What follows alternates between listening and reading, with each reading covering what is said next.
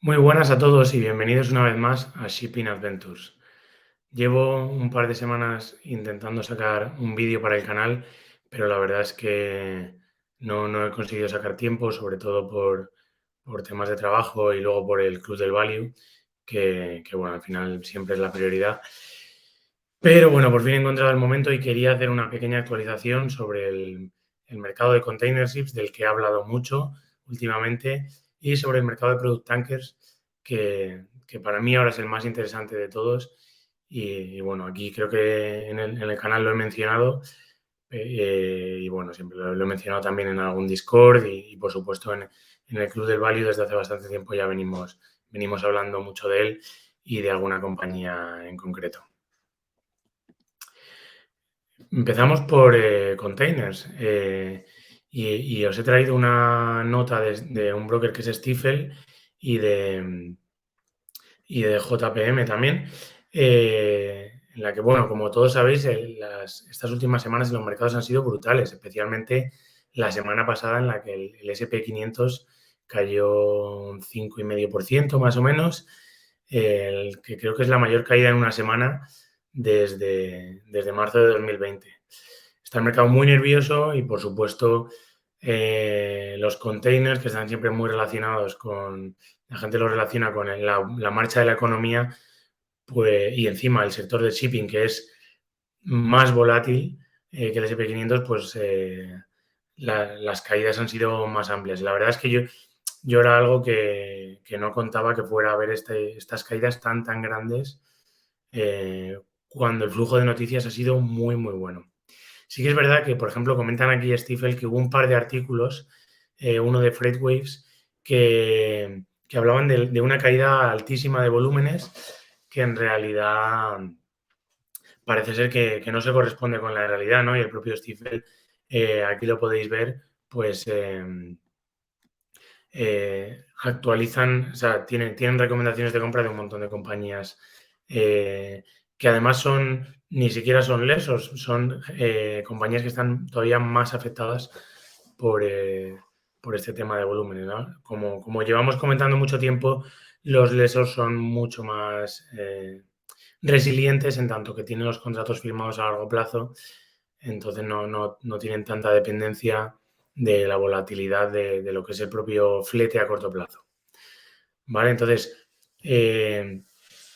esto es algo que deberíamos ver en las próximas semanas. Empieza ya la temporada alta, empieza ya a hacerse las compras de inventarios para Navidad. Y bueno, otra cosa que pasó también fue en retail, por ejemplo, Target, pues sacó una nota en la que reducía el guidance y hablaba de que se habían equivocado un poco con los inventarios, etcétera. Entonces, bueno, todo esto sumado a un mercado que entró bastante en pánico la semana pasada con temas de recesión, pues hizo que estas acciones, sobre todo en las que yo me fijo, que son las que tengo en cartera, GSL, pues cayeran un montón.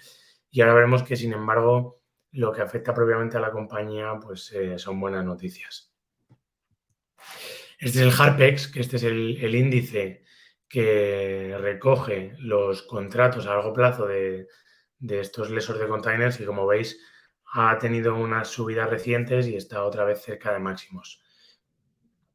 Hemos visto también que Capital Product Partners ha vendido varios barcos de contenedores a unos precios muy superiores a lo que estaban en las valoraciones de los brokers, con lo cual, pues bueno, parece ser que este mercado todavía sigue alto.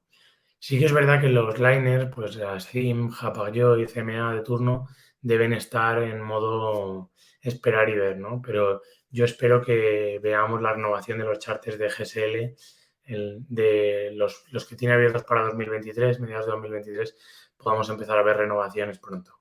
Y eso se sume al flujo de noticias positivo.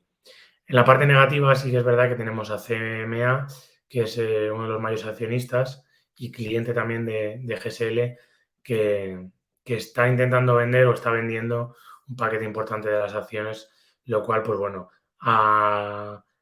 en cuanto se termine esta venta, pues va a ser una muy buena noticia, pero a corto plazo pues añade también un poco más de presión vendedora. Tenemos aquí para diferentes plazos, los de 6 a 12 meses, para diferentes tamaños, los charts a 6 a 12 meses, para que veáis cómo están, a pesar de toda la negatividad que hay en el sector, pues cómo están, sobre todo con respecto a los máximos de los últimos 5 años y a la media. Vemos que ni se han inmutado. Entonces, bueno, aquí o los liners están siendo muy tontos, bueno, hay una parte en la que podría ser verdad, renovando contratos y no tanto estos que son a corto plazo, pero sobre todo los que son a más largo plazo, a 3-5 años, como el último que firmó GSL, bueno, parece que realmente el mercado y la narrativa pues van por lugares distintos. Os he traído también aquí los propios fletes en lo que es Spot, ¿no? Pues lo que está cobrando ZIM, por ejemplo, en sus rutas, y para que veáis que si vienen algunas, estamos viendo ciertas caídas, todavía seguimos en un nivel muy alto con respecto a los máximos vividos durante los últimos 5 años. Mientras las liners sigan con este nivel de ingresos, pues van a ser muy solventes y entonces las lesos tenderán a tener varios años más de buenos ingresos. Todo esto es, la fuente de información es el broker Clarksons, perdón.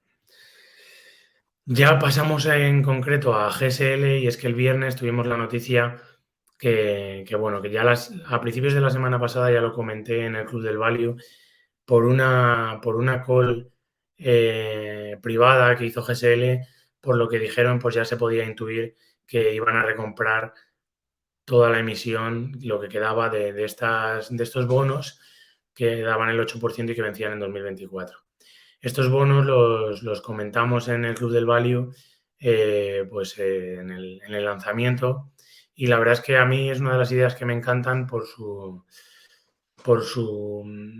digamos que era una manera de tener un máximo de un 7% a vencimiento si no recompraban, que en ese momento parecía que no había mucho incentivo a recomprarlos, en parte porque la directiva tenía parte de esta emisión, lo cual el hecho de que los hayan recomprado a mí me parece una muy buena señal, puesto que la directiva ha antepuesto los intereses de la compañía a los suyos propios.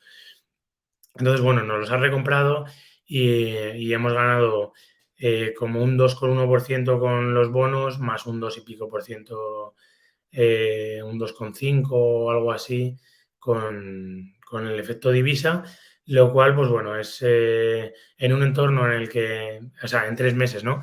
Con riesgo prácticamente cero y en un entorno en el que el SP ha caído un 7%, lo cual, pues bueno, a mí me encantan este tipo de oportunidades porque aunque no se pueda,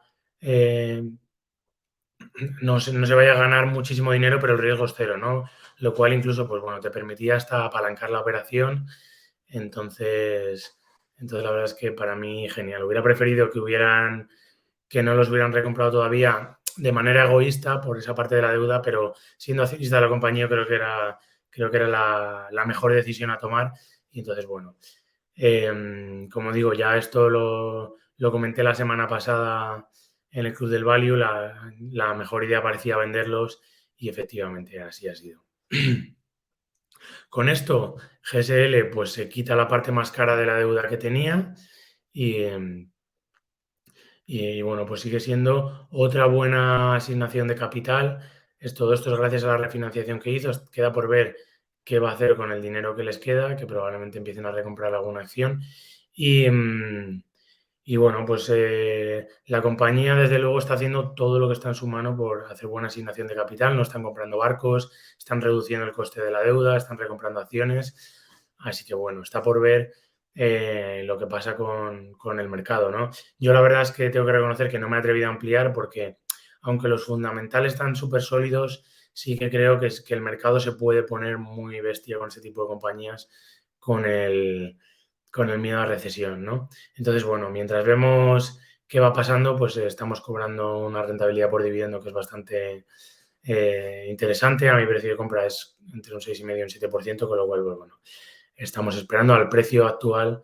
Creo que es más de un 8% de rentabilidad por dividendo, que yo creo que es un dividendo bastante sostenible.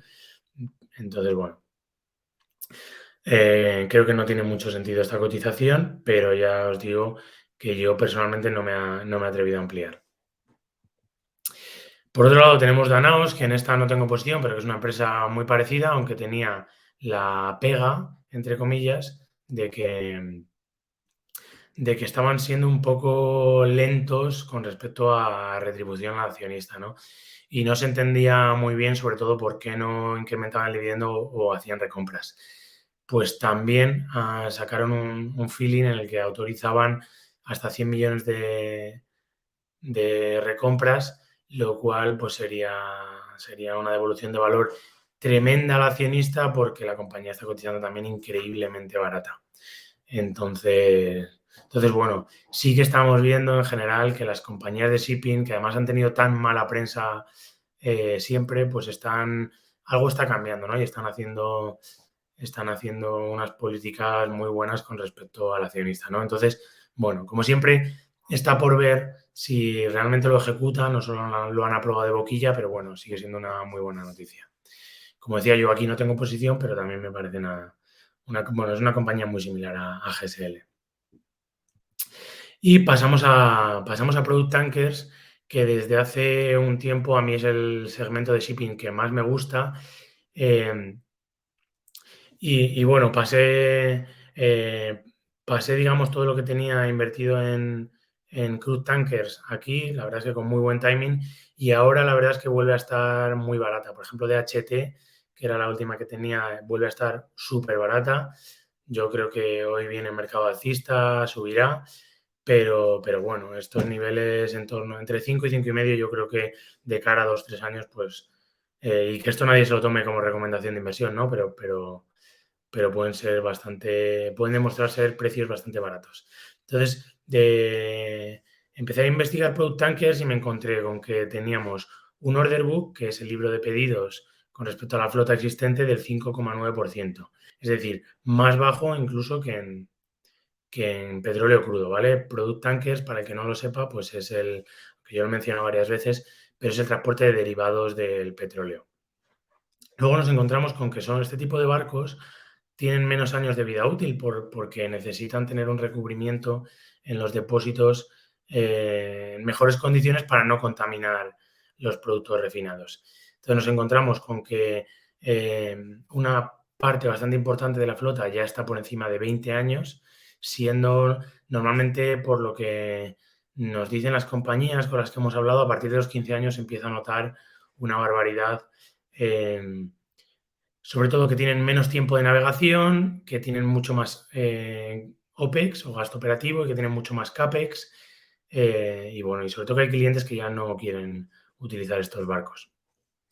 Eso por la parte de la oferta. Y en la parte de la demanda nos encontramos cosas muy interesantes, ¿no? En la imagen que está a la derecha tenemos los inventarios de productos y con respecto a su media de 5 años pre-COVID.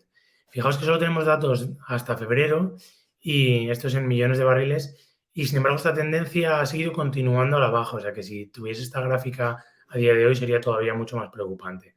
Entonces, tenemos por un lado unos inventarios que están en mínimos y bueno, ahora estamos en verano y ni tan mal, pero vamos a llegar al invierno y como llegamos al invierno con los inventarios tan bajos, sobre todo del diésel, vamos a tener un problema. ¿Por qué? Porque además tenemos un problema muy serio con el gas en Europa.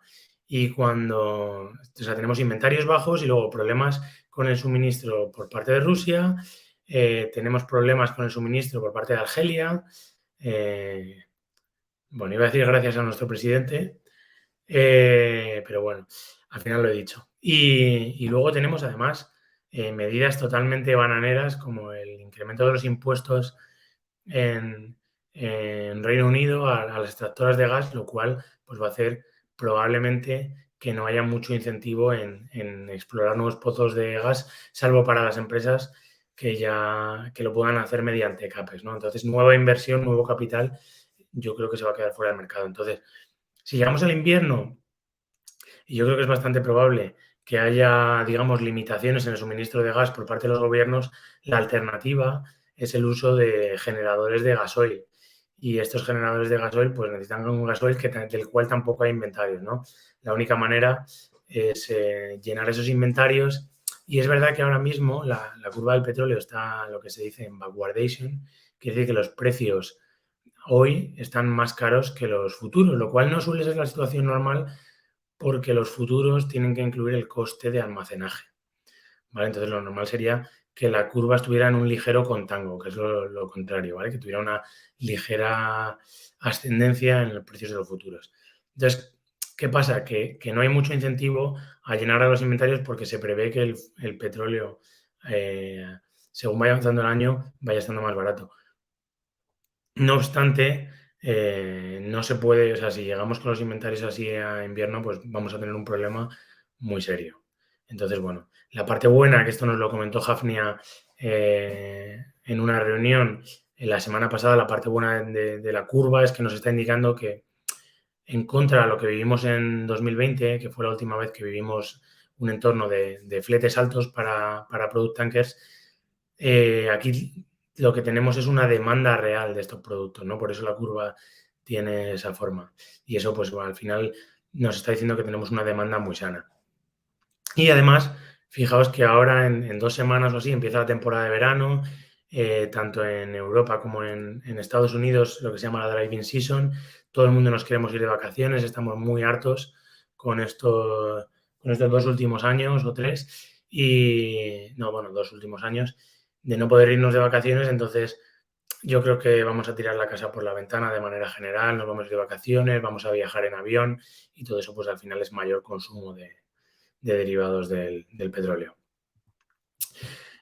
Por otro lado, tenemos, y esto es la chispa, digamos, que ha prendido la llama, es que la Unión Europea quiere reducir la dependencia, bueno, ya lo está haciendo, intentando reducir la dependencia del petróleo y refinados de Rusia, y se prevé, bueno, que en los próximos 6 meses se complete esta prohibición total, ¿no? Entonces, esta prohibición al final lo que va a originar es que haya que todo este consumo que se hacía desde Rusia pues tenga que venir sobre todo de Oriente Medio, lo cual va a provocar pues mira, aquí habla de que para la misma cantidad de fuel pues son 3 veces las toneladas millas. Y bueno, y este es un efecto que parte ya se ha empezado a ver, pero que todavía no se ha visto el efecto completo en lo que es la demanda, ¿no? de petróleo, de petróleo y de derivados. Entonces, este es un factor que se prevé que sume pues más o menos un 1,5-2% anual a la demanda de derivados de petróleo. Otro factor que está previsto en concreto que tenga un 2-3% de incremento anual en demanda es la dislocación de refinerías. Y es que se están cerrando muchísimas refinerías en Europa y en Estados Unidos y se están abriendo en Oriente Medio y en Asia, lo cual hace que las rutas sean mucho más largas.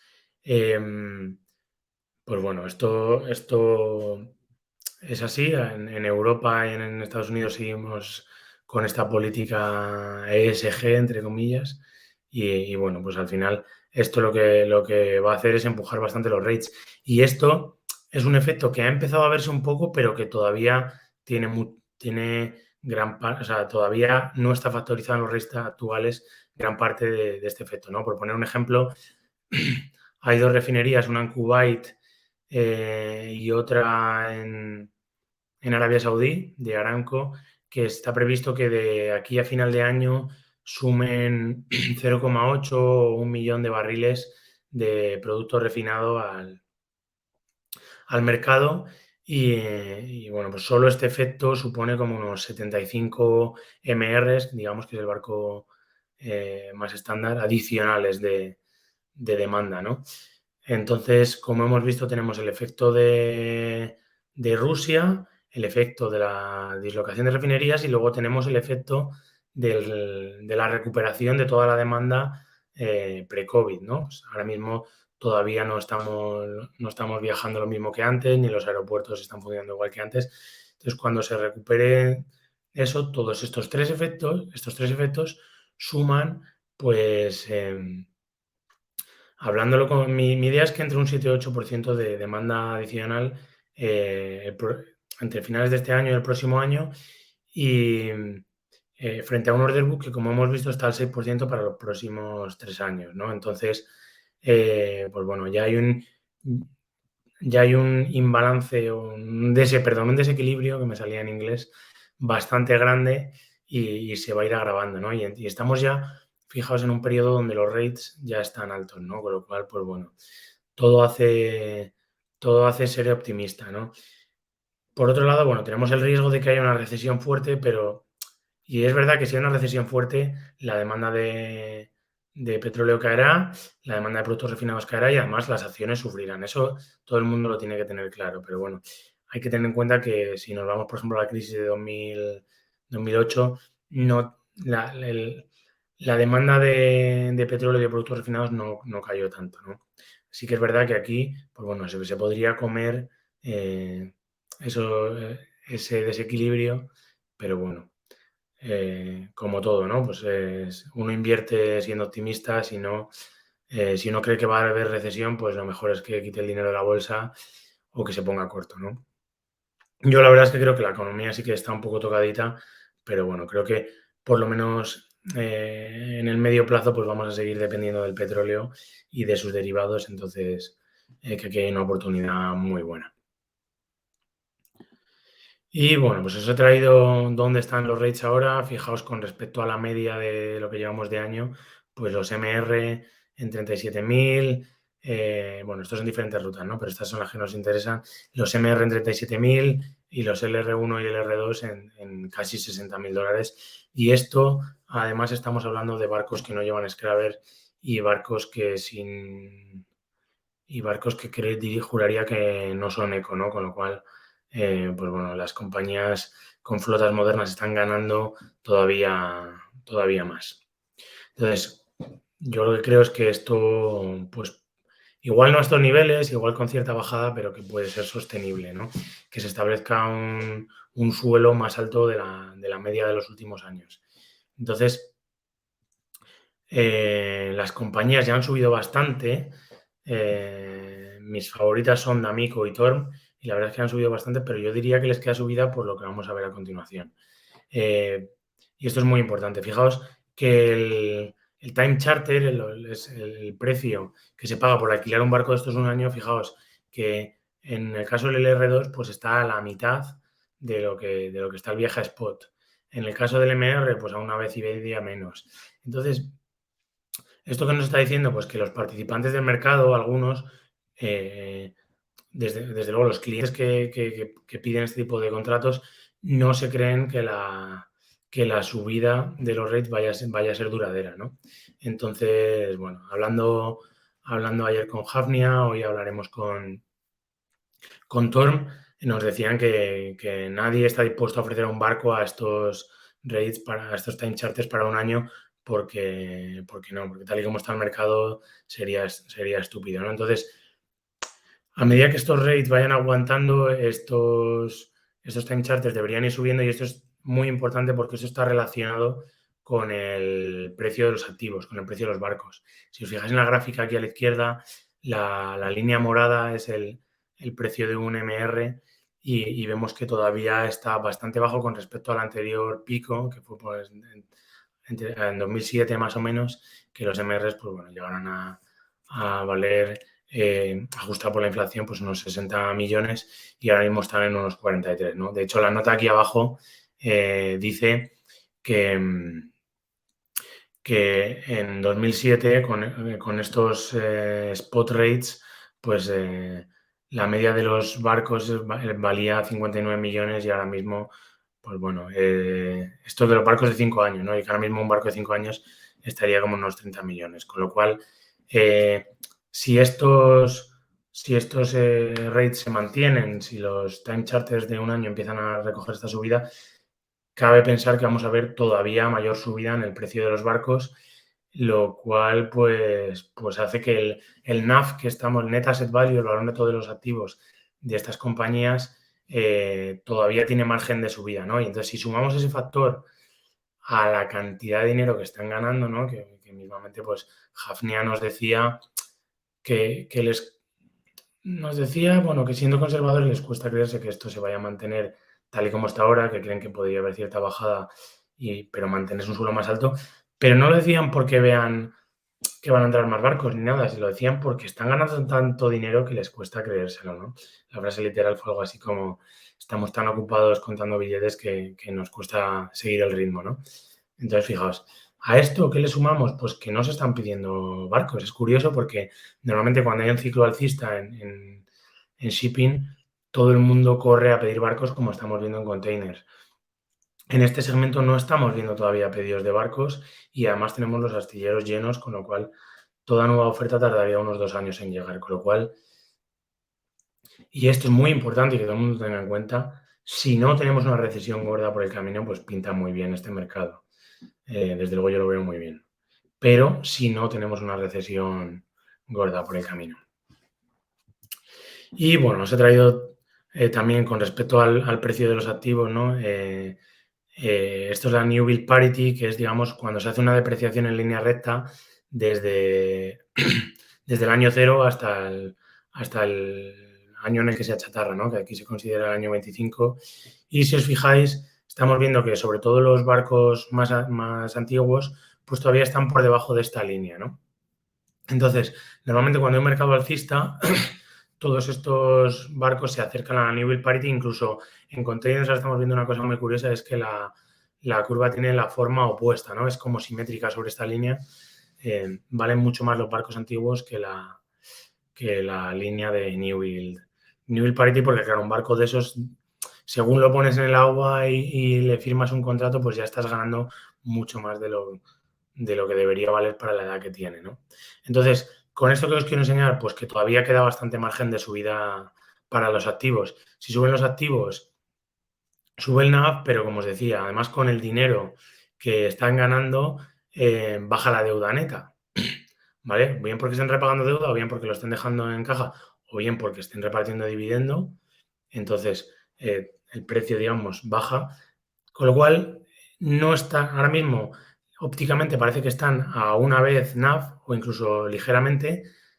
Desde luego, Torm, Hafnia, Armor, Scorpio, pero la realidad es que si uno indaga y ve el precio que deberían tener esos activos, y esto es otra cosa que nos han confirmado las compañías, pues están cotizando con respecto a su net asset value.